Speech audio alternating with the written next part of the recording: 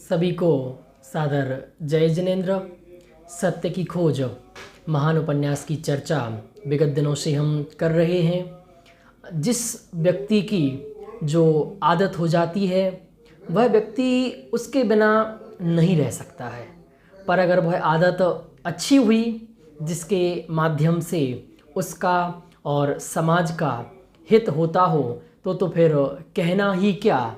और ऐसी कुछ आदत थी विवेक कुमार की जिसके माध्यम से वह अध्ययन के माध्यम से, स्वाध्याय के माध्यम से अपना आत्मकल्याण तो कर ही रहा था और सचमुच अपने आत्मकल्याण के लिए ही यह सब किया जाता है। बहुत बढ़िया वाक्य भी आता है, आराधक ही प्रभावक होते हैं।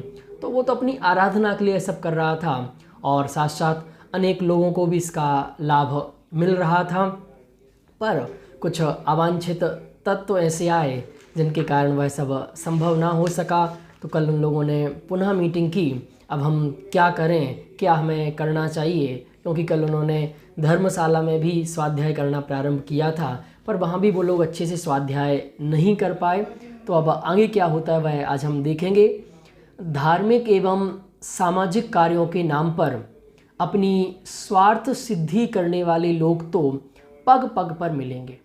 बिल्कुल देखेंगे यार, पूरी दुनिया में यही मचा है, यही चल रहा है।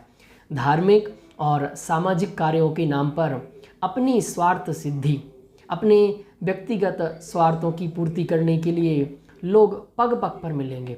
मतलब मैं ऐसा कहूँ कि 90% लोग इस फील्ड में आते ही इसलिए हैं, वो काम ही इसलिए चयन करते हैं कि अपने व्यक्तिगत स्वार्थ की, व्यक्तिगत लाभ की पूर्ति कर सकें। किंतु निस्वार्थ भाव से धार्मिक एवं सामाजिक कार्य करने वाले कार्यकर्ता समाज में बहुत कम मिलते हैं। बहुत कम ऐसे लोग हैं जो निस्वार्थ भाव के साथ यह काम करते हैं और निस्वार्थ भाव के साथ समाज सेवा करते हैं, धार्मिक अनुष्ठान करते हैं।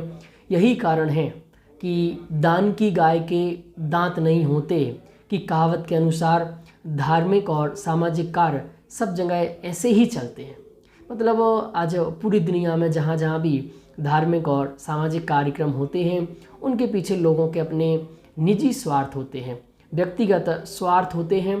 कुछ ही लोग होंगे जो निस्वार्थ भाव से यह सब करने के लिए तैयार होते हैं। और मार्मिक बात यहाँ पर लिख रहे हैं कि 2-4 दिन के उत्सव में दौड़ दौड़ कर काम करना अलग बात है और किसी भी धार्मिक व सामाजिक कार्य को सदैव नियमित रूप से निभाना अलग बात। मतलब ये दो बातें अलग हैं। हमें कौन दिखता कि कौन अच्छा कार्य करता है, कौन समाज को आगे ले जाएगा, कौन अच्छे से धार्मिक गतिविधियों का संचालित करेगा। जो 2-4 दिन कोई प्रोग्राम हुआ, कोई शिविर हुआ, पंच कल्याणक हुआ, कोई भी गतिविधि हुई, कोई भी एक्टिविटी हुई, तो उस 2-4 दिन के फंक्शन में, 2-4 दिन के कार्यक्रम में किसी ने दौड़ दौड़ के काम कर दिया, वो 2-4 दिन करना अलग बात है और उसी कार्य को निरंतर 365 दिन अनवरत रूप से करते रहना ये बहुत बड़ी बात है, ये महान बात है। यही कारण है कि सर्वत्र मंदिरों में चलने वाले शास्त्र प्रवचन आदि धार्मिक महत्व के दैनिक कार्यक्रम बहुत से मंदिरों में तो चलते ही नहीं। क्यों? क्योंकि इसके लिए नियमितता चाहिए। कोई मंदिर की वर्षगांठ है या कोई महात्मा आ चुके हैं, कोई साधु आ चुके हैं, कोई विशेष दिन है, विशेष उपलक्ष्य है, महावीर जयंती का दिन है, दीपावली का दिन है, इस 2 दिन व्याख्यान हो जाना अलग बात है, परंतु नियमित चलना बहुत बड़ी बात है। जिनमें चलते भी हैं वे नाम मात्र के चलते हैं। अब वो स्थिति बता रहे हैं कि पूरे देश भर में बहुत कम मंदिर ऐसे हैं जिनमें निरंतर कोई गतिविधियां चलती हैं, नहीं तो बहुत सारे मंदिर में तो दैनिक कुछ नहीं होता है। जिनके 32 दांत गायब हैं, ऐसा कोई एक वृद्ध शास्त्र पढ़ने वाला और लटकी गर्दन के अधबहरे 2-4 स्त्री पुरुष सुनने वाले होते हैं। क्या है समाज की स्थिति, क्या चल रहा है कि प्राय आप समाज में जाके देखेंगे तो एक बूढ़े बुजुर्ग जिनके 32 दांत गायब हैं वह उस शास्त्र को पढ़ने वाले हैं अब वो पढ़ेंगे तो कितना स्पष्ट समझ में आएगा, फिर भी पढ़ रहे हैं। और जिनकी गर्दन लटक चुकी है, जो अधबहरे हैं, जिन्हें कुछ सुनाई नहीं देता है, वो सुनने वाले होते हैं। पर विवेक जिस मंदिर में प्रवचन करता था, उस मंदिर को छोड़कर विदिशा के भी शेष सभी मंदिरों की यही स्थिति थी। विवेक जिस मंदिर में प्रवचन करता था उसकी स्थिति कुछ अलग थी, वहाँ ऐसा नहीं था। पर विवेक जिस मंदिर में प्रवचन करता था उसको छोड़कर बाकी सभी मंदिरों की यही स्थिति थी। पूर्व निश्चय के अनुसार जब विवेक के साथी समाज के प्रमुख व्यक्तियों के पास पहुँचे और सारी स्थिति उनके सामने स्पष्ट कर यह बात रखी कि हम लोग किराए से अलग स्थान लेकर सामूहिक स्वाध्याय का क्रम चलाना चाहते हैं, और यदि हमारे दर्शन पूजन में भी विघ्न उपस्थित हुआ तो फिर नया मंदिर बनाने की भी सोचेंगे। जो विवेक के साथी थे उन लोगों ने कल डिसाइड किया था कि हम जो समाज के प्रमुख व्यक्ति हैं उनके पास चलेंगे और उनसे डिस्कस करेंगे, अपनी योजनाएं बताएंगे। तो उनने दो बातें उनके सामने रखी कि सबसे पहले तो स्वाध्याय करने के लिए हम कोई जगह अलग से किराए पर ले रहे हैं, और दूसरा अगर हमें पूजन में भी दर्शन में भी विघ्न उपस्थित हुआ तो फिर हम नया मंदिर बनाने की भी सोचेंगे। यह बात सुनकर सभी गंभीर हो गए। कुछ देर तक कोई कुछ नहीं बोला। थोड़ी देर बाद गंभीर स्तब्धता को भंग करते हुए प्रमुख व्यक्तियों में से एक बोला, हमारे पूर्वजों द्वारा निर्मित जो अनेकानेक विशाल मंदिर विद्यमान हैं वे ही सूने पड़े रहते हैं, उन्हें भी संभालने वाला कोई नहीं है। हमें तो उनके भी दर्शन पूजन करने वाले दिखाई नहीं देते, और आप लोग नए मंदिर बनाने की बात करते हो।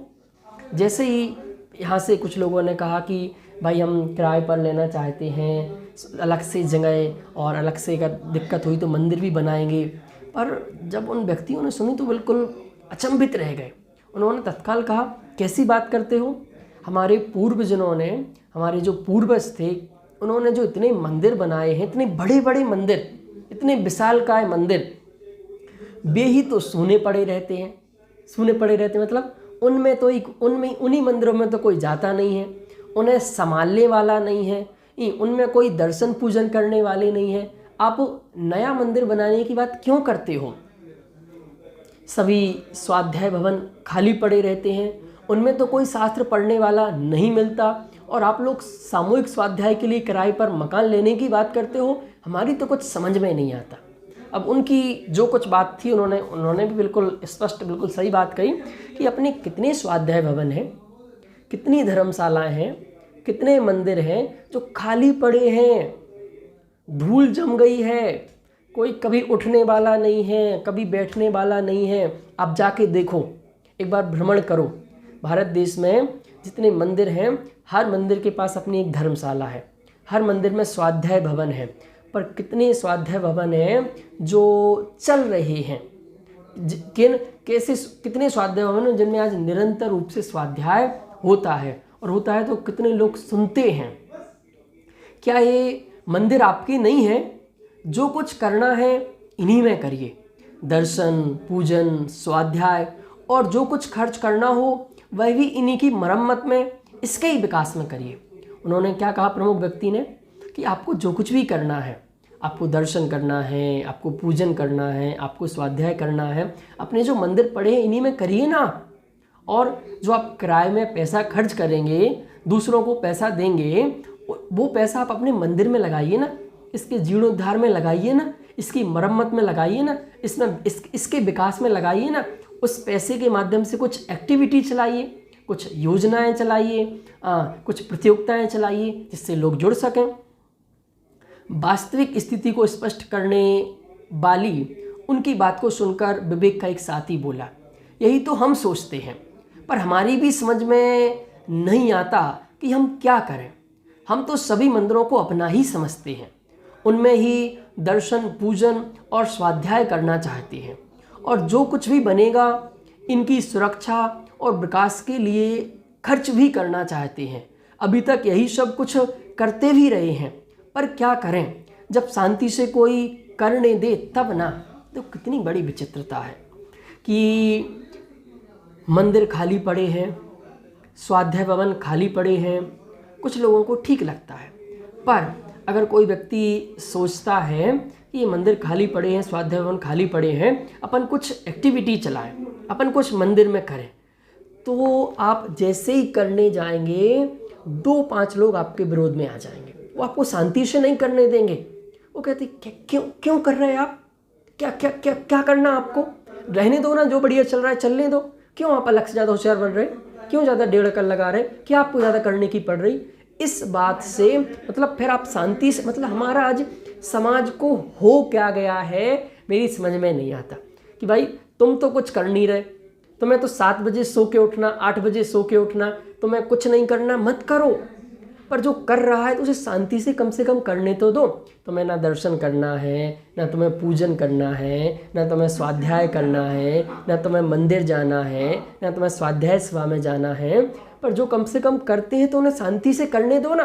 तो नहीं, ना खुद करेंगे ना दूसरों को शांति से करने देंगे। कौन नहीं करने देता।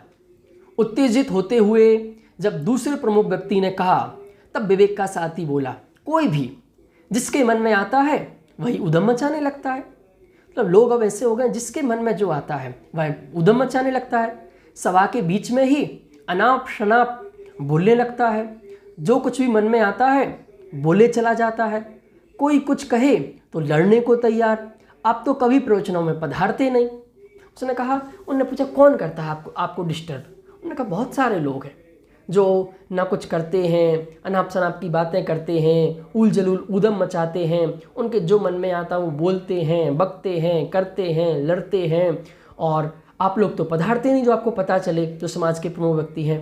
भाई हमें समय नहीं मिलता इसलिए नहीं आ पाते हैं। सुना है विवेक बाबू बहुत अच्छा प्रवचन करते हैं, हम भी कभी आवेंगे उनका प्रवचन सुनने। क्या बोले, जो समाज के प्रमुख हैं वो तो कभी मंदिर आते नहीं, वो तो कभी मंदिर गए नहीं, और कह रहे हमें समय नहीं मिलता। क्या है, समय नहीं मिलता है, और समाज के प्रमुख बन के बैठे हैं। आप लोग समाज के प्रमुख व्यक्ति नहीं आते इसलिए यह सब होता है।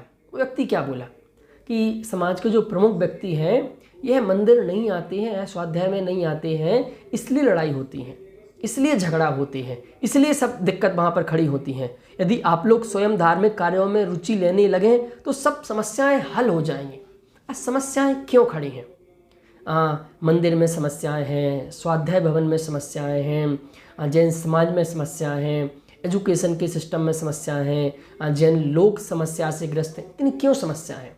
समस्याएं इसलिए हैं कि जिन लोगों ने इस काम की जिम्मेदारी ले रखी है, मतलब जिम्मेदारी मतलब वो उस पद पर बैठे हैं, जिन्हें सब कुछ करना है, जिन्हें बिल पास करना है, जिन्हें योजनाएं बनाना है, जिन्हें प्लानिंग करनी है, पर वो लोग तो कभी मंदिर आते ही नहीं।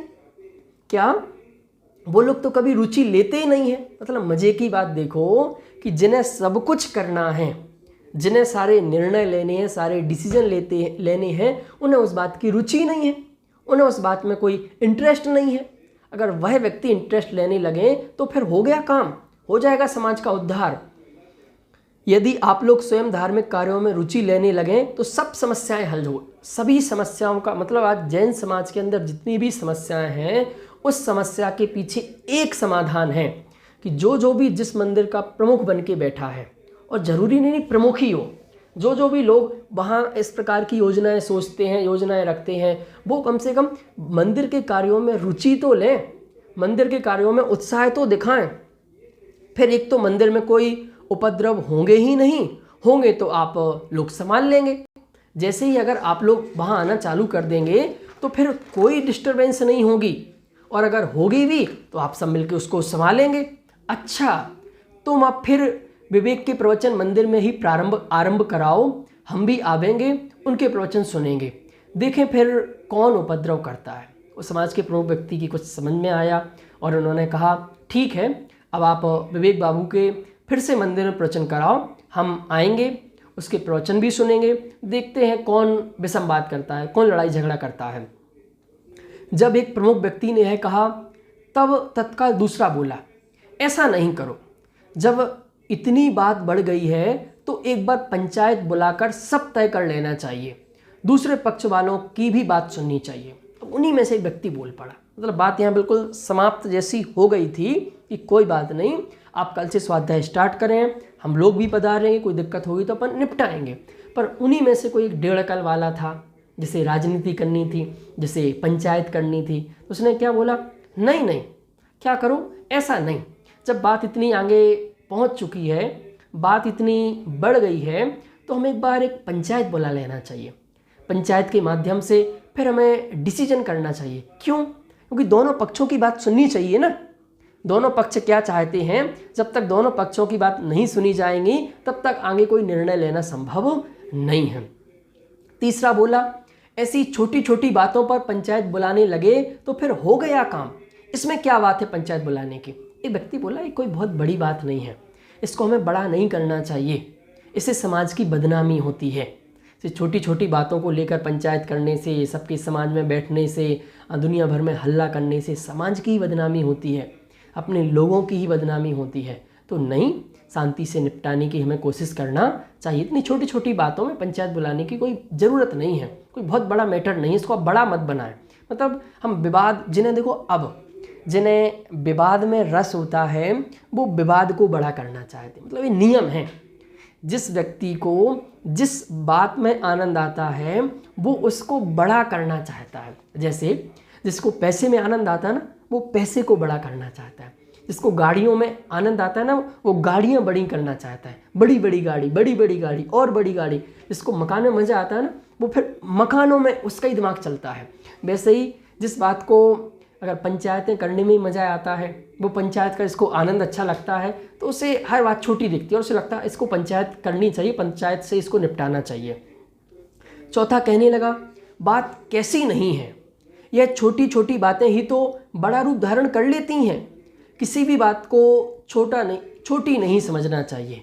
बाद में जब यही बात बड़ा रूप धारण कर लेती है तो संभालना कठिन हो जाता है। उनमें एक और समझदार था, वो बोला कि आप ठीक कहते हैं, छोटी छोटी बातें ही तो बड़ी हो जाती हैं, इसलिए इन्हें पंचायत करके ही निपटाना चाहिए, इसकी पूरी रूपरेखा तैयार करनी चाहिए। दूसरा कहने लगा, आप यह मानकर क्यों चलते हैं कि जो इन्होंने कहा वही सही है? हो सकता है कि कोई और ही बात हो। आज तक तो प्रवचन के बारे में मंदिर में कभी झगड़ा हुआ ही नहीं, आज ही क्यों होने लगा? इस बात पर भी विचार करना चाहिए। एक और ज्ञानी पुरुष थे, बहुत ज्ञानी होते हैं समाज के अंदर, तो उन ज्ञानी ने कहा कि हो सकता है कोई और बात भी हो सकती है। क्यों? मंदिर में आज तक तो कभी झगड़ा नहीं हुआ, आज तक तो स्वाध्याय में कभी झगड़ा नहीं हुआ, आज ही क्यों होने लगा? इसलिए एक बार तो विचार तो करना ही चाहिए। तीसरे ने कहा, जब प्रवचन में लोग पहुंचते ही ना थे तब क्या झगड़ा होता? क्या कहा एक समझदार व्यक्ति ने कि भाई साहब, पहले जब लोग जाते ही नहीं थे, प्रवचन होते ही नहीं थे, तो क्या झगड़ा होता? वैसे ही 2-4 बूढ़े टेढ़े लोग बैठे रहते थे, वे क्या झगड़ते? अब जब जवान, युवक, बच्चे सभी जुड़ते हैं तो बातचीत होती ही है। पहले क्या 2-4 बुजुर्ग बैठे रहते थे, अब वो क्या झगड़ा करें, किससे झगड़ा करें? पर आजकल अब बच्चे भी, जवान भी, युवा भी, सब लोग, पूरा परिवार मंदिर जाता है तो बातचीत तो होती ही है। चौथा कहने लगा, यदि बातचीत ही होती है तो फिर क्या परेशानी है? बातचीत को झगड़ा क्यों कहते हो? उसने कहा, बातचीत होती है तो बातचीत में क्या दिक्कत, बातचीत तो होनी चाहिए, अब बातचीत को झगड़ा क्यों कहते हो? जब बात यहाँ तक पहुँच गई तो विवेक का साथी बोला, बातचीत नहीं साहब, हो हल्ला होता है, एक आध बार तो मारपीट भी हो चुकी है। उसने क्या कहा? बातचीत नहीं होती है, हो हल्ला होता है, और हो हल्ला नहीं होता है, मारपीट भी होती है, लड़ाई झगड़ा भी होता है।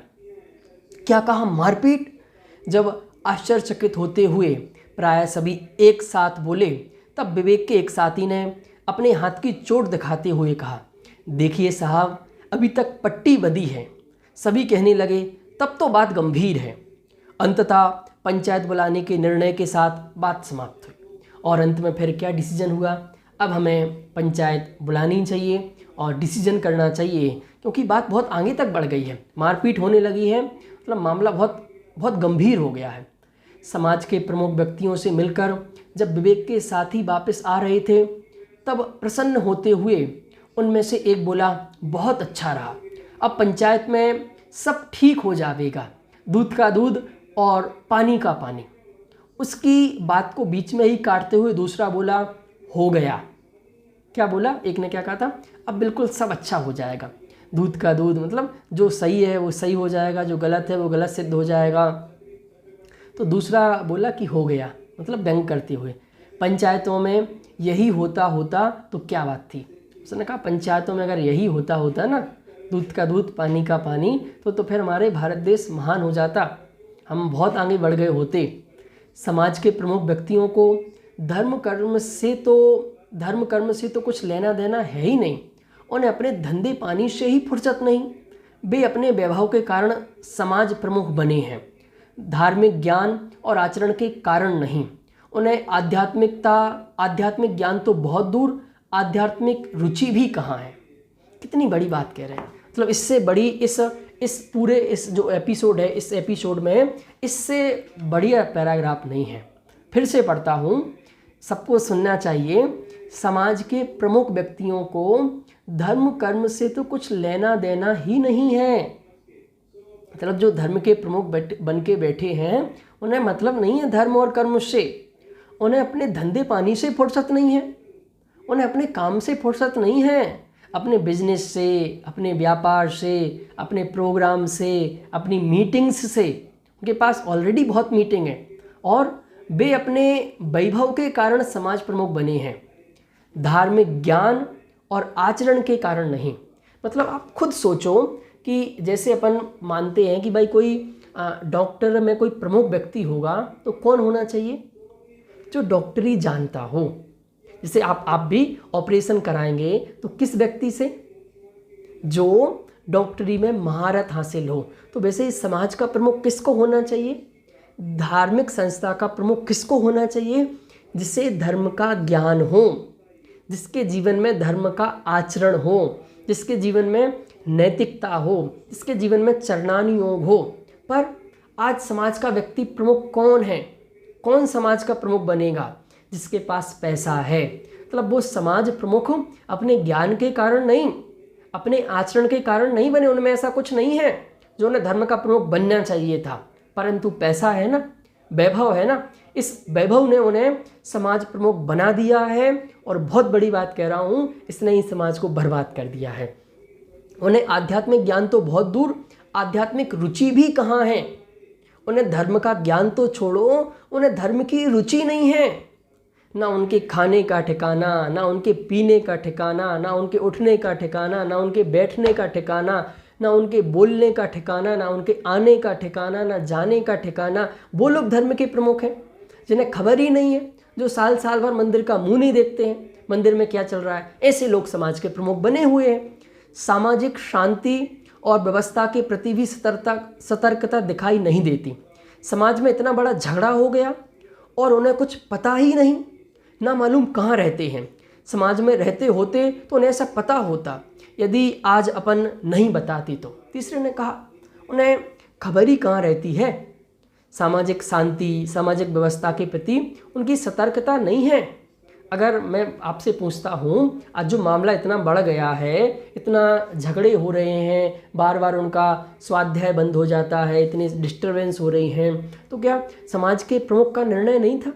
उसे पता नहीं था? उसे पता ही नहीं कि समाज में इतना सब कुछ चल रहा है। मतलब आज आप उस संस्था के प्रमुख बन के बैठे हैं, समाज के प्रमुख बन के बैठे हैं, संस्था के अंदर क्या हो रहा है, समाज के अंदर क्या हो रहा है, आपको पता ही नहीं। फिर आप कैसे प्रमुख? इन्हें कुछ पता ही नहीं, ना मालूम कहाँ रहते हैं। समाज में रहते होते तो उन्हें सब पता चलता। अब जिस मंदिर के प्रमुख बन के बैठे हैं, अगर उस मंदिर आते, उस मंदिर जाते तो उन्हें कुछ पता होता ना। उसकी बात पूरी ही ना हो पाई थी। तीसरा बोल उठा, तुम तो व्यर्थ ही उनकी आलोचना करने लगे। उनकी रुचि अरुचि से तुम्हें क्या लेना देना? उनका भला बुरा उनके परिणामों के अनुसार होगा। उनके प्रति तो उन्होंने, अपने प्रति तो उन्होंने सहानुभूति दिखाई। देखो तत्काल पंचायत की बैठक बुलाई और अब हा हा हा हा रहने दो। बीच में ही दूसरा बोला, जब पंचायत होगी तब पता चलेगा, अभी तुमने पंचायतें देखी नहीं।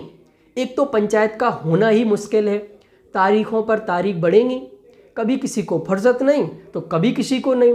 सब काम वाले आदमी हैं, तुम जैसे फालतू थोड़े ही हैं जो जब होगी तब देखना क्या क्या तमाशे होते हैं। तमाशे किस बात के? वो क्या बोला व्यक्ति?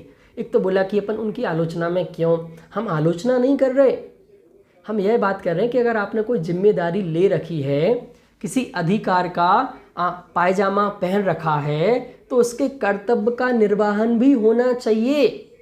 अगर आप कर्तव्य नहीं निभा सकते हैं तो बहुत सावधानी से जो व्यक्ति वो कर्तव्य निभा सकता है उसको वह जिम्मेदारी देनी चाहिए।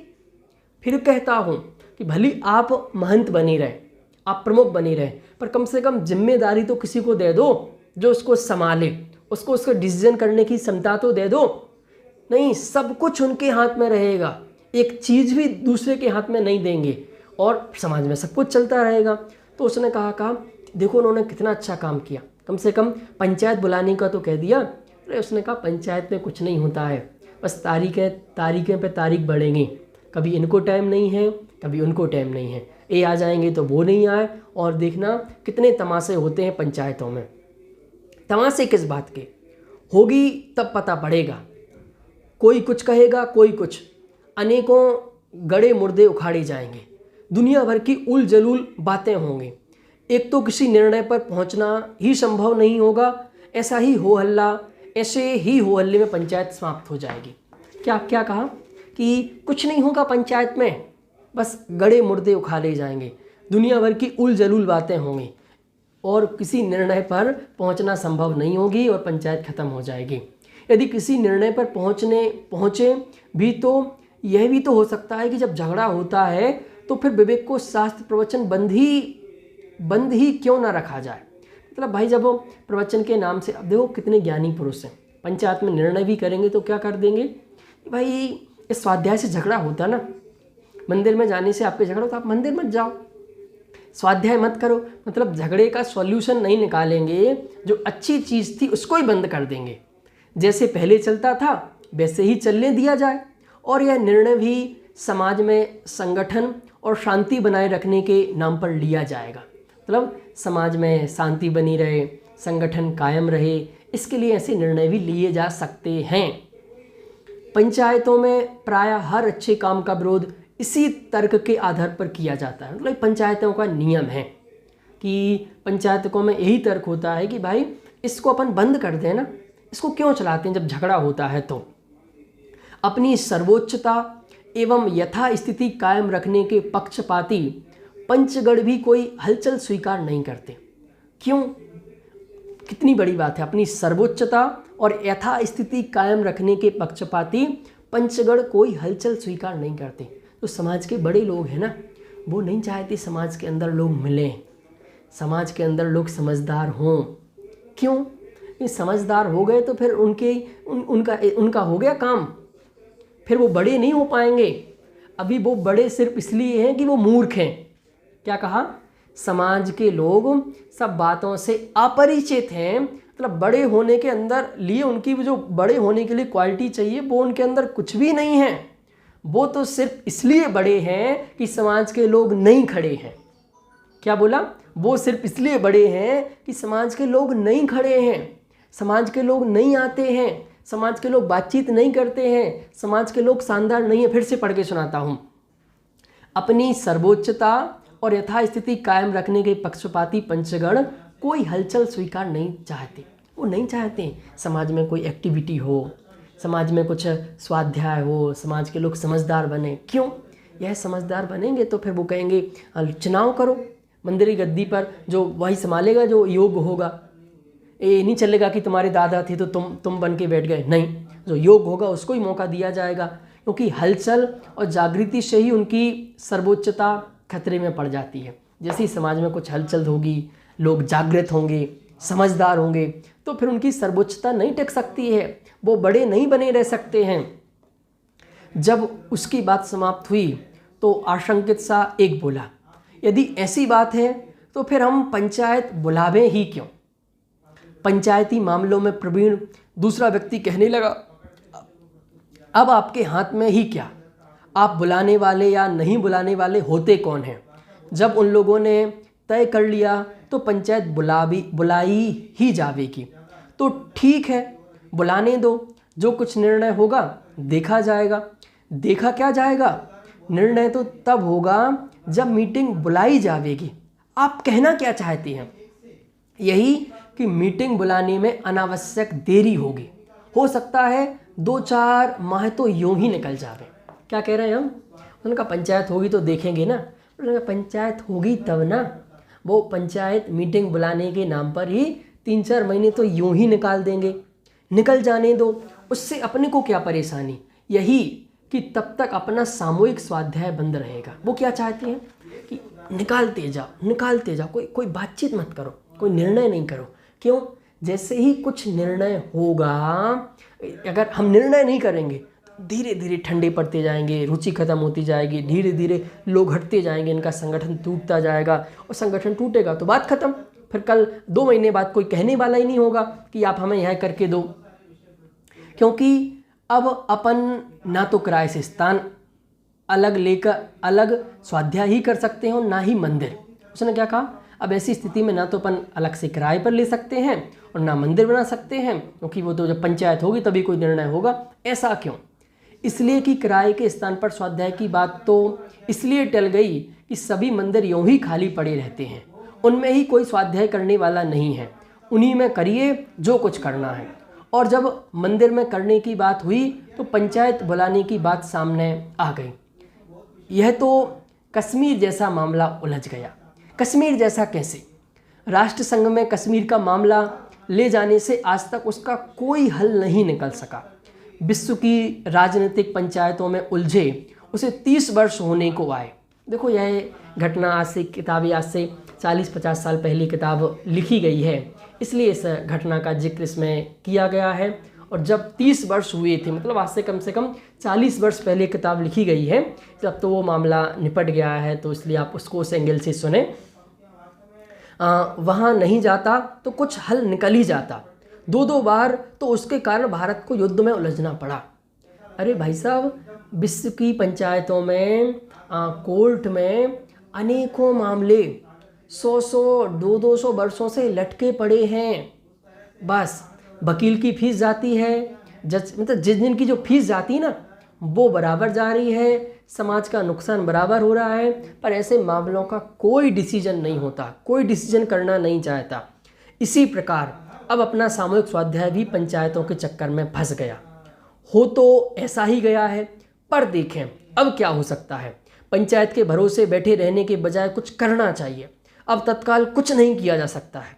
इस प्रकार की चर्चा करते हुए अब उदास से अपने अपने घर चले गए। उन लोगों ने सोचा था कि कोई डिसीजन होगा, कुछ अच्छा उनके साथ होगा, हम समाज के प्रमुख व्यक्तियों के पास जा रहे हैं। पर उन्होंने हम उसको जितना फैलाएंगे उतना रायता फैलेगा। तो उनके पास गए तो उनके पास तो यही था कि पंचायत करेंगे। उन्होंने पंचायत में उलझा दिया है। अब ना जाने पंचायत कब होगी, कैसे होगी, उसमें क्या निर्णय होगा। फिर तो जो निर्णय होगा वही मानना पड़ेगा। अगर उन्होंने निर्णय कर दिया कि स्वाध्याय नहीं कर सकते, पर जो बिल्कुल गलत है, बिल्कुल खिलाफ है, पर पंचायत में निर्णय हो गया ना, तो फिर मानना ही पड़ेगा। पर अब अगले दिन, अभी आज बहुत उदासी के साथ सब लोग अपने घर चले जाते हैं। क्या पंचायत होती है, नहीं होती है, क्या होता है, इस सब की चर्चा अपन कल देखेंगे। तब तक के लिए सभी को सादर जय जिनेंद्र।